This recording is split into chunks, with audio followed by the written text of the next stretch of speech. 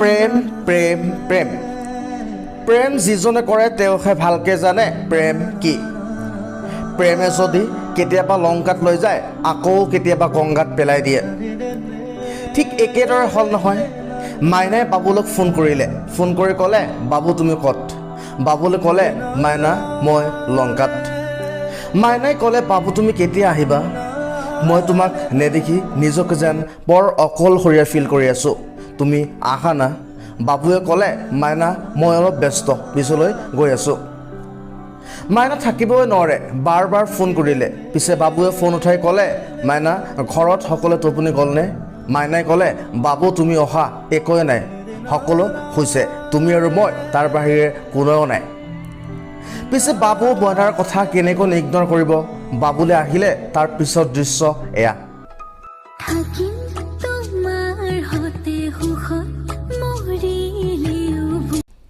এতিয়া আহিছোঁ মূল কথালৈ। হোজাই জিলাৰ লংকা থানাৰ অন্তৰ্গত লস্কৰ পথাৰ তেন্তলিত এক প্ৰেমৰ কাহিনী। মানুহে কয়ে নহয় ভাল পোৱা যেন জাত পাত বয়স আদি নিবিচাৰে। এই কথাটো আজি এক প্ৰকাৰ প্ৰমাণ কৰিলে বাবুল হুছেইন নামৰ এজন যুৱকে। বাবুল হুছেইন আজিফা বেগম নামৰ এজনী ছোৱালীক ভাল পাইছিল। বাবুলে কোৱা মতে আজিফাই যোৱাকালি বহুবাৰ কল কৰিছিল। ৰাতি 11টা বজাত আহি আজিফাৰ ঘৰত লগ কৰাৰ বাবে বাবুলে আহিছিল আজিফাৰ ঘৰত। জানিব পৰা মতে আজিফাৰ দেউতা আৰু ৩-৪জন ব্যক্তিৰ সহযোগত বাবুল হুছেইনক আটক কৰে। বাবুল হুছেইনৰ ঘৰৰ মানুহে খবৰ পাই বাবুলৰ ককা ঘটনাৰ বুজ ল'বলৈ আহিছিল আজিফাৰ ঘৰত। বাবুলৰ ককা জিয়া উদ্দিন আৰু তেওঁৰ মাকক আজিফাৰ পৰিয়ালৰ লোকে আটক কৰিছে বুলি অভিযোগ উত্থাপিত হৈছে। বাবুল হুছেইন নামৰ ল'ৰাটোক আজিফাই ভাল নাপায়। এই কথাটো স্পষ্টকৈ আজিফাই সাংবাদিকৰ আগত কৈছে। এতিয়া আকৌ বোলে ল'ৰাটোক চিনিও নাপায়। মাইনা এইবোৰ বেয়া কথা। এনেতে বাবুৱে পৰিল বিপদত, ওপৰৰ পৰা এতিয়া কি কৈছা তেওঁক চিনিয়ে নোপোৱা, এইবোৰ কেনেকুৱা কথা? मिलने से पहले जुदा हो जाओगी।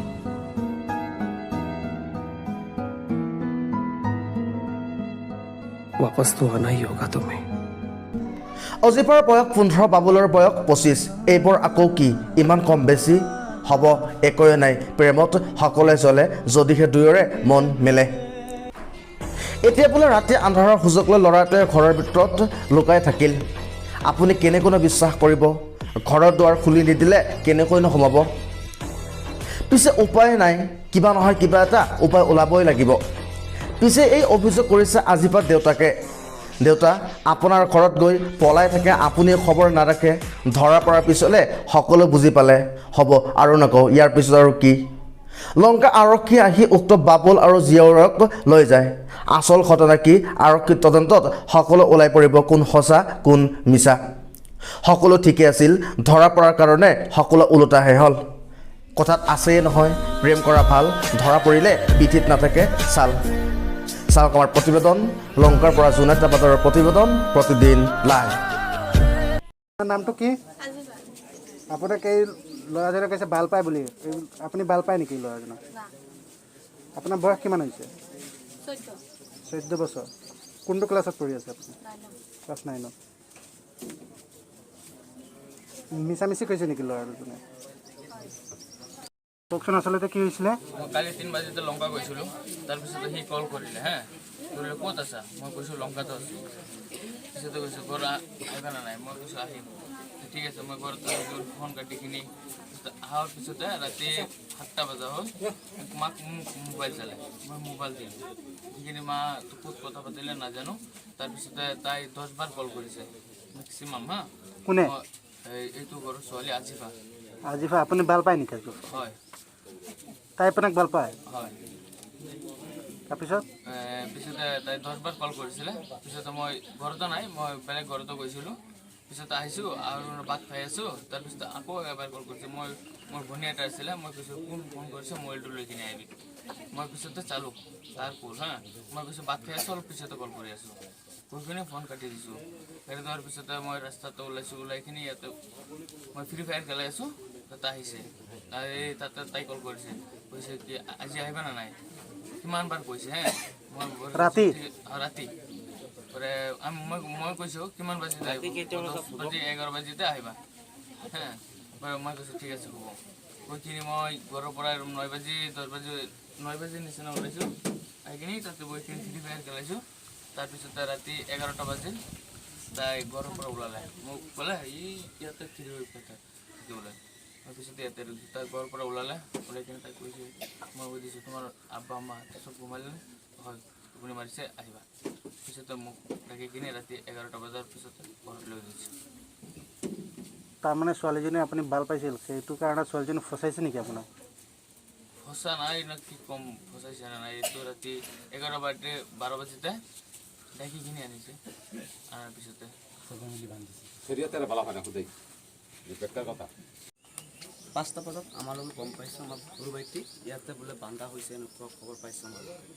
পিছতে আমি আমাৰ মাক লৈ আহিছোঁ সিফালে গুচি গ'লোঁ গুচি যোৱাৰ পিছতে মোক খবৰ ল'লোঁ যে ইয়াতে আমাৰ ভাইটি বান্ধা হৈ আছে এনেকুৱা পিছতে আহিছোঁ আহি কিনে সুধিছোঁ যে কি হৈছে এনেকুৱা ৰাতি তাক বোলে ঘৰত ভিতৰত সোমাইছে ছোৱালীজনী আৰু তাৰ দেউতা বোলে ইয়াতে থিয় হৈ আছিলে এইটো মাক সুধি আছোঁ তই এনেকুৱা কাম কিয় কৰিবি ছোৱালী কৈছে আহিবলৈ কিয় আহিবি এনেকুৱা কথা কৈ আছে মাক পিছতে 3জন মানুহ 4জন আহি কিনে আমাৰ মাক মাৰি আছিলে মই ভিডিঅ' কৰা অৱস্থাত মই কৰি আছিলোঁ ভিডিঅ'টো জাষ্ট মোবাইলটো বাইক কৰিছোঁ তাৰপিছতে সৰু যুৱক এটা ল'ৰাই মোক ধাক্কা মাৰি পেলাই যায় ভিডিঅ' কিয় কৰিবি এনেকুৱা কৈছিলে পিছতে মাক মাৰি আছে এনেকুৱা মই ভিডিঅ' কৰিম মই অকলে ইয়াত মাৰপিট কৰিব পাৰিম নেকি মই ভিডিঅ' কৰি ৰাখি দিম পিছতে কিবা দৰকাৰ হ'লে হৈ যাব মোৰ গেঞ্জি আছিলে এই চাক মোক ইয়াতে যে মাৰিছে আৰু ইয়াতে চাক মাৰিছে মই পৰি গৈছিলোঁ ইয়াৰ পিছত এটা কোৰ আছিলে কোৰত থিয় হৈছিলোঁ সিহঁতে ভাবিছে মই কোৰ লৈছোঁ মাৰিবলৈ কাৰণে সিহঁতে ভাবিছে আকৌ মাৰিছে মাৰি কিনে বান্ধি থৈছে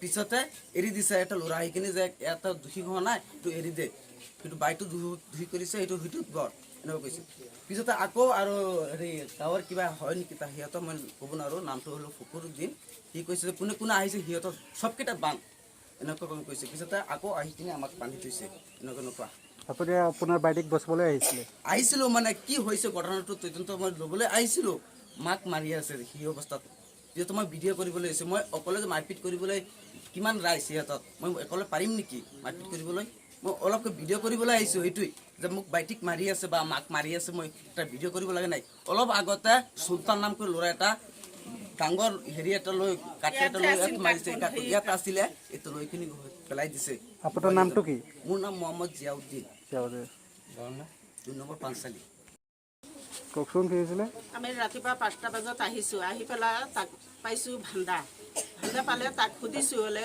তোক কোনে মাৰিছে এনেকুৱা মূৰত সেই কাণত তেজ ওলাইছে মূৰত দাগি হৈ আছে গাটো দাগি হৈ আছে এইবিলাক তাক সুধিছোঁ সুধি পেলাই তাকে গালি দি আছোঁ গালি দি পেলাই সিহঁতে কৈছে আপুনি মাত নিদিব বেছি কথা নক'ব বেছি কথা ক'লে দিগদাৰ হৈ যাব মানুহে আহিছে আহি পেলাই ক'লে মাকক ধৰচোন মাকক ধৰি পেলাই ভান কিয় মোক বান্ধিব মোক ভান্দা আমি কি ল'ৰাকে কৈ দিছোঁ নেকি হ'লে যাচোন তই এনেকুৱা ঘৰত যাচোন গৈ পেলাই আহি ভান্দাটো এৰি দিয়া ছোৱালীজনী ভাল পাইছে আৰু ল'ৰাই ছোৱালীজনীক ভাল পাইছে সিহঁতৰ যি কৰিছে এইটোতো আমি নাজানো কি ছোৱালী মাকো নাজানে কি দেউতাকো নাজানে আমিও নাজানো ল'ৰাৰ মাকো কি ভাই ককাকে নাজানে কিয় মোক এনেকুৱা কৰি আছে সিহঁতক মাৰিবৰ কাৰণে আহিছে মোৰ কিয় মাৰিব মোক এইকেইটাক লৈ পেলাম পিছত মই আহি পেলাই সুধিলোঁ কি হ'ল ক'লে এনেকৈ ঘটনা পিছত মোৰ ভাইটিয়ে মাৰিবলৈ বিচাৰিছে মই মাৰিব দিয়া নাই মই কৈছোঁ থাকক মাৰধৰ কৰা নাই আপোনালোক নাই মাৰধৰ কৰা নাই এনেই ৰাখিছোঁ পিছত ৰাতিপুৱা হ'লে সিহঁতৰ মা আৰু ককাই এটা আহিছে আহি পেলাই পূৰা মানে হুলস্থুল লাগিছে মই আকৌ গৈ পেলাই টোপনি মাৰি আছিলোঁ তেওঁলোকে কৈছে যে ছোৱালীজনী ভাল পায় বুলি ভাল নাপায় এতিয়া ছোৱালীকো সোধা হ'ল আৰু সিহঁতে মোবাইলত চেক কৰা হ'ল নাই মোবাইলত কোনো নম্বৰেই নাই কওকচোন কি হৈছিলে হ্যাঁ কি হৈছিলে আমরা দুই বুড়া বুড়ি বাইরে গেছি পেশাব করছি পেশাব করে আইসি এরপরে হ্যাঁ রাতে 3:30টার সময় এরপরে আমার মেয়ে গেছে বাইরে গেছে আর হ্যাঁ কি করছে আইয়া বলে শরীর তলে ঢুকছে আমার মেয়ে কভার হয় না এরপরে আমার বড় এরকম একটা ফুলা আছে এই ফুলাই আমরা বুড়া বুড়ি এই বারিন্দার থাকি এরপরে ফুলাই আমার গিয়া বাহ বেড়া একটা আইসে পরে ফট করে আমি আইসি আইয়া পরে কওক তারে গিয়া বিষ চাই নাই পরে সই তলে চাইছি দেই সই তলে হে পরে হেন থেকে আমি দরজা টান দিয়ে হাইয়া পরে মানুষ হাল্লা করছি পরে তারে আইন নাই বাঁধছি আমি বান্ধা রাত 3:30টার সময় বাঁধছি পরে আর আমরা ঘুমাইছি না তারে দৌড়ে আনি বান্ধা থুই দিছি এইটুকুই আমার কথা আর মেয়েরে জিজ্ঞাসি তারা তেওঁ ফোন কৈছে করছে, যে ছোৱালীজনীক ভাল পায় বুলি আপোনাৰ ছোৱালীজনী ভাল পায় নেকি না না বলা হয় না